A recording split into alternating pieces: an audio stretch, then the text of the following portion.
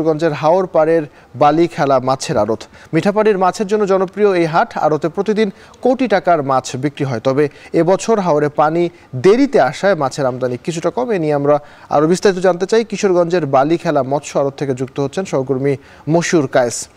কায়েস, নিশ্চয়ই শুনতে পাচ্ছেন, আমরা বলছিলাম যে আসলে হাওরে পানি দেরিতে এসেছে, এর কারণ কি এবং একই সাথে সরবরাহের কি অবস্থা? নিশ্চয়ই পানি কম থাকলে সরবরাহ কম থাকবে, সেটি বলবেন। কোন কোন ধরনের মাছ আসলে বেশি এখানে পাওয়া যায়, দরদাম কেমন, বিস্তারিত বলবেন।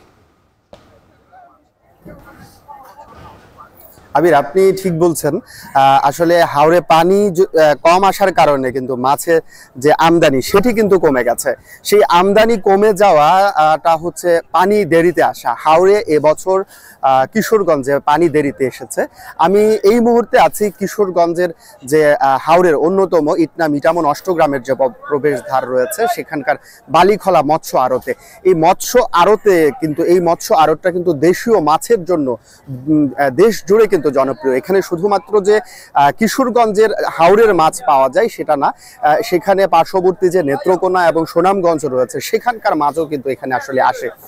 এইখানকে জেলেরা কিন্তু এখানে নিয়ে আসে এবং এখান থেকে কিন্তু আসলে কিনে নিয়ে কিন্তু দেশের বিভিন্ন প্রান্তে নিয়ে যায় আসলে ব্যবসায়ীরা এখানে।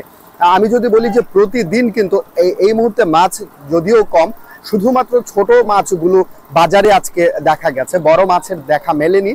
তো তারপরেও কিন্তু আসলে বাজার কর্তৃপক্ষ যারা, তারা যেটি প্রত্যাশা করছেন এবং বলছেন যে প্রতিদিন কিন্তু কোটি টাকারও মতো কিন্তু এখানে আসলে বিক্রি হচ্ছে এই ছোট মাছগুলো। আর হাওড়ে পানি দেরিতে আসার কারণে কিন্তু আসলে এখানে বড় বড় মাছগুলা কিন্তু এখনই আসছে না।